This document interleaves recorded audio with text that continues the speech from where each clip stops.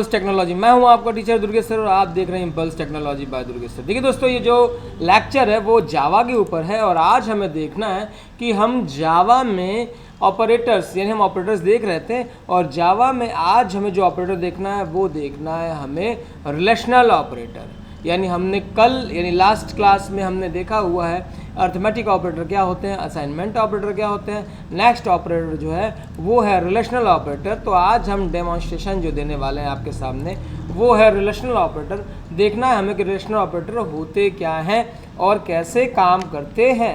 यानी कुल मिला के रिलेशनल ऑपरेटर का जो एग्जाम्पल होने वाला है वो हम यहाँ पे आपको दिखाने वाले हैं। तो आते हैं और हम अपने क्लास को बनाते हैं। मेरी क्लास जो सामने आपको दिखाई दे रही है वो है रिलेशन डेमो के नाम से। यहाँ पे मैं जो है आपको रिलेशनल ऑपरेटर के बारे में बताऊंगा और पहले देखते हैं कि रिलेशनल ऑपरेटर होते कौन कौन से हैं।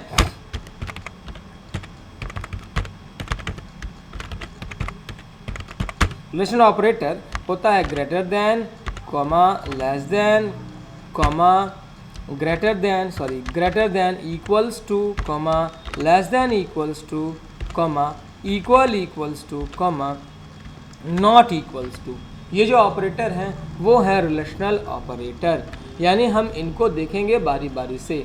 सपोज कि मेरे पास वेरिएबल है integer a equals to 2, comma, b equals to a equals to 2 equals to 2, comma, b equals to 3, comma, c equals to 5 या 4। हमने ये 3 वेरिएबल ले लिए हैं।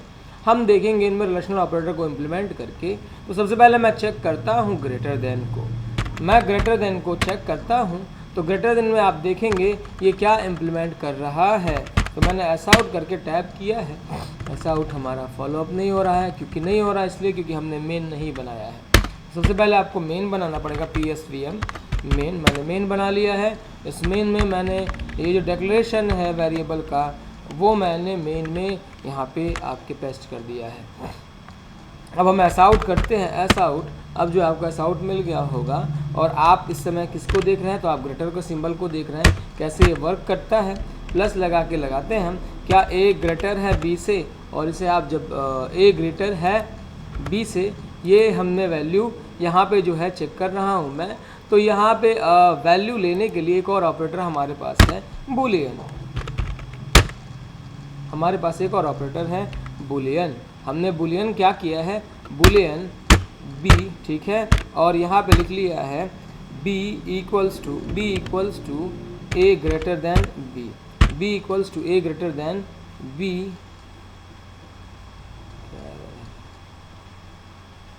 ओके, b पहले से ही बना हुआ है तो यहाँ पे हम ले लेते हैं d equals to a greater than b, और यहाँ पे हम d प्रिंट कराते हैं।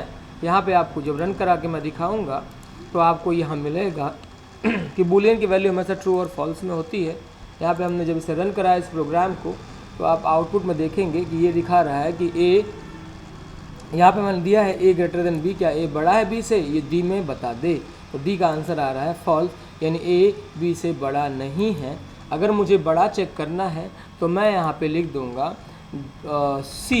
c ग्रेटर दैन c, यानी कि 4, c ग्रेटर दैन b, और आप इसे दोबारा से रीरन कराएंगे तो ये जो आंसर आपका बूलियन में आ रहा है वो आपका ट्रू आएगा। ऐसे ही अगेन मैंने यहाँ पे d को इम्प्लीमेंट किया है और d को हम यहाँ पे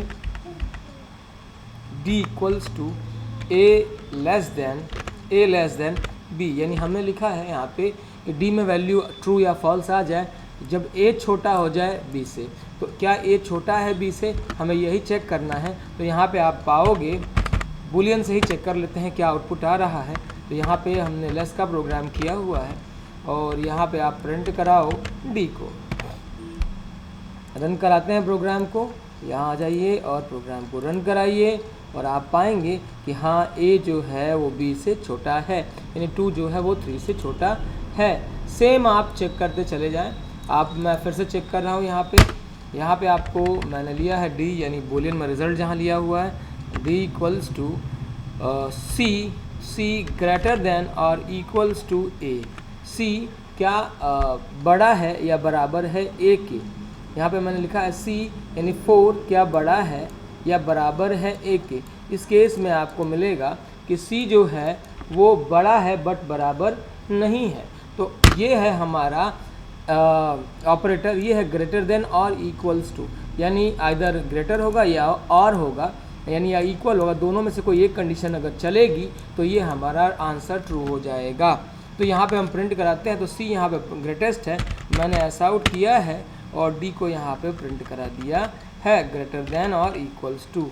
यहाँ पे प्लस सिंबल लगा देना है और डी यहाँ पे प्रिंट करा लेना है। आप इसे कंपाइल जब कराओगे तो आप आंसर में पाओगे कि जो लास्ट वैल्यू आने वाली है वो ग्रेटर देन इक्वल्स टू, यानी ये इक्वल है सी, यानी 4 इक्वल है 2 से। यहाँ पे अगेन मैं लिखता हूँ, अब यहाँ पे आप कुछ भी लिख सकते हो। वैसे मैंने यहाँ पे लिखा है कि ए ग्रेटर देन बी। अगर मैं ए ग्रेटर देन ए की वैल्यू आप चेक करें तो ए की वैल्यू कितनी है, तो ए की वैल्यू 2 है और ग्रेटर देन यहाँ पे बी लिखा हुआ है, तो इसका आंसर तो निश्चित ही आपका क्या आना है, यहाँ पे इसका आंसर आना है व्हाट, तो फॉल्स आना है। ए बी से बड़ा नहीं है, ना ही बराबर है, इसका आंसर आना है फॉल्स। आप और भी चेकिंग कर सकते हो, मैंने यहाँ पे ले लिया है ई इक्वल्स टू 2। यहाँ पे हम लगा देते हैं ए ग्रेटर देन और equals to e, a greater than और इक्वल्स टू ई, यानी ए ई से बड़ा है या बराबर है। तो यहाँ पे आप देखेंगे कि ए बड़ा नहीं है बट ए ई के इक्वल है, दैट्स वाई कंडीशन क्या आनी है, इसका रिजल्ट आना है ट्रू, यानी यहाँ पे आपका आंसर क्या आ रहा है, तो ट्रू आ रहा है। तो ऐसे ही हमारे पास लेस के लिए हम लगा सकते हैं। लेस के लिए लगाने के लिए आप क्या करेंगे, तो यहाँ पे लिखा हुआ है कि डी में, यानी बूलियन डी में स्टोर हो जाए अगर ए बड़ा है ई से, ए बड़ा है तो बड़ा तो हटा देंगे क्योंकि ग्रेटर है, लेस देन और इक्वल्स टू ई, यानी कि ए छोटा है या बराबर है, लेस देन और इक्वल्स टू ई यहाँ पे स्टोर करा लेंगे। तो ए जो है 2 छोटा है ई से, कंडीशन ट्रू है, सेटिस्फाइड कर रहा है। लेकिन यहाँ पे ई की वैल्यू चेंज हो चुकी है, ई की वैल्यू 2 है और ए की वैल्यू 2 है, तो छोटा नहीं है बट ई बराबर है, यानी कि ये वाली कंडीशन ट्रू हो रही है, दैट्स वाई ये रन कर जाएगा और आपको ट्रू आंसर मिलेगा। तो लेस देन और इक्वल्स टू में आउटपुट आप देखेंगे जब रन करा के, तो यहाँ पे आपको आउटपुट मिलेगा कि हाँ ए क्या है, स्मॉल नहीं है लेकिन इक्वल है। ऐसे ही आप जो है चेक कर सकते हैं। यहाँ पे अगर मैं इसे ए की जगह मैं यहाँ पे करता हूँ, ई की जगह है, यहाँ पे हो जाता है सी। ए क्या छोटा है सी से, यस छोटा है, तो छोटा है तो वो खुद ही प्रिंट कर जाएगा, यहाँ इक्वल को चेक करने की ज़रूरत नहीं है क्योंकि यहाँ और लगा हुआ है, दैट्स वाई आपको दिखाई देगा कि आंसर ट्रू में आ रहा है। अगला हमारे पास जो टॉपिक है, अगला हमारे पास जो है सीन, वो है हमारा इक्वल्स टू। तो हमने ग्रेटर देन लेस देन भी देखा, इक्वल्स टू, तो हमने लिखा है कि d equals to a equal b, a equal b के है ही नहीं, ए इक्वल बी के है ही नहीं, प्रॉब्लम आने वाली है ऐसा आउट। तो यहाँ पे आप जब प्रिंट कराएंगे इक्वल्स को, तो यहाँ पे आपको मिलेगा कि डी इक्वल नहीं है, तो यहाँ पे डी इक्वल नहीं है, दैट्स वाई इसका आउटपुट जो आने वाला है इक्वल्स का, वो आउटपुट आपका फॉल्स आने वाला है, यानी लास्ट वैल्यू हमारी फॉल्स आ गई है। अब हम क्या कर देंगे, ए किसके इक्वल है, तो यहाँ पे देखेंगे कि ए यानी 2 ये इक्वल है ई के, तो अगर मैं ए इक्वल ई लिख देता हूँ तो आपको जो आंसर मिलेगा, यहाँ जो फॉल्स है वो अब ट्रू हो जाएगा। तो यहाँ पे आप देखेंगे कि ट्रू हो गया आंसर। तो इक्वल ऑपरेटर इक्वलिटी के लिए यूज़ होता है, जो दोनों लेफ़्ट और राइट वैल्यू जो है ये दोनों इक्वल होगी, दैट्स वाई इक्वल ऑपरेट हो जाएगा, रन कर जाएगा।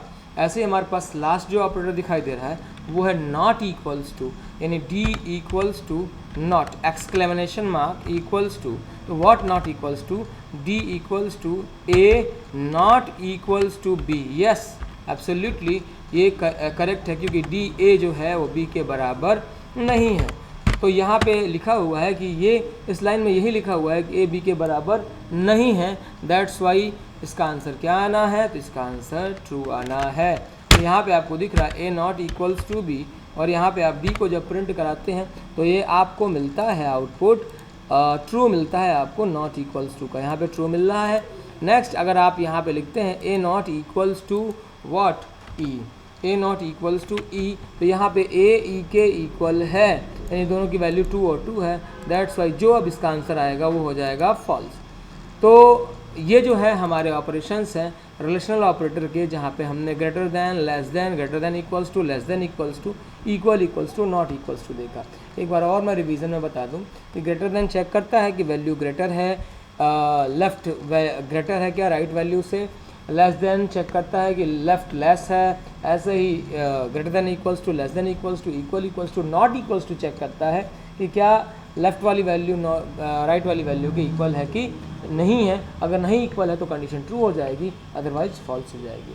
आप देखते रहिए हमारे साथ ऐसे ही ऑपरेटर्स का ये केस चलता रहेगा। अगला ऑपरेटर टर्नरी ऑपरेटर जिसको हम बताएंगे आपको नेक्स्ट लेक्चर में। Thanks for watching, bye bye.